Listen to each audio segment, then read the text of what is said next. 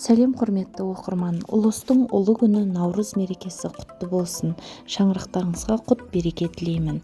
Бүгінгі ас мәзірінде наурыз көже. Ең бірінші қазанға етімізді саламыз. Сүрленген ет болса тіптен жақсы, егер ондай болмайтын болса, кез келген ет түрін ала бересіздер.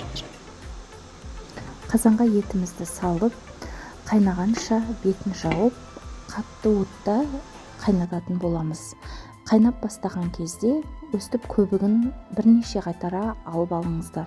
Себебі сорпа мөп-мөлдір, әдемі, таза шығу үшін және көженің арасында әртүрлі артық заттар қалқып жүрмес үшін бірнеше рет сорпаны өстіп сүзіп алғандарыңыз жөн болады.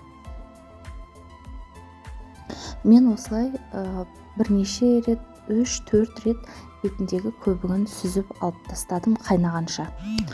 Енді етімізді толықтай сүзіп алып, қайнағаннан кейін 2-2,5 сағат осылайша пісіріп аламыз.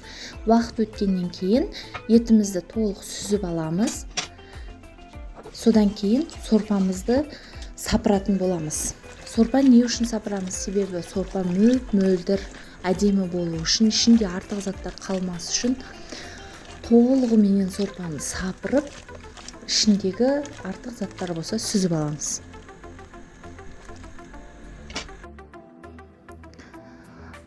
Өздеріңіз қалауларыңызша қандай дән ұнайды сіздерге, соны қолдансаңыздар болады. Егер де ұзақ пісетін зат болатын болса, ол затты сіздер алдын ала суға сап қойсаңыздар болады. Міне арпа, жүгері, чечевица, жаңағы етіміз, тарымыз, айранымыз, жаймамызды мен дайындап алдым. Енді осы сорпамыздың ішіне арпамызды, жаңағы жасымығымызды, яғни чечевицамызды, тарыны салып 1 сағат кемінде қайнататын боламыз. Олар суға салынып тұрғандықтан арпамыз тез қайнап, тез пісетін болады. Одан кейін 1 сағат уақыт өткеннен кейін видеоға түспей қалыпты, кешірім сұраймын. Жаңағы кеспемізбенен жүгерімізді салып, оларды 10-15 минут қайнатып болғаннан кейін етімізді салып араластыратын боламыз. Етті ең соңғы салыңыздар. Жаңағы нанымызбен де, басқа тарымызбен де, жүгерімізбен де бірге салуға болмайды. Себебі еттің дәмі басқаша болып кетеді. Сол үшін етті әбден барлығы толық піскеннен кейін артынан салып араластыратын боламыз. Мінекей осылайша өзімізге қажетті көжемізді құйып аламыз дағы, өзімізге қажетінше айран қосып, немесе қатық қоссаңыздар болады, құрт езіп қоссаңыздар болады, өздеріңіздің қалауларыңызша.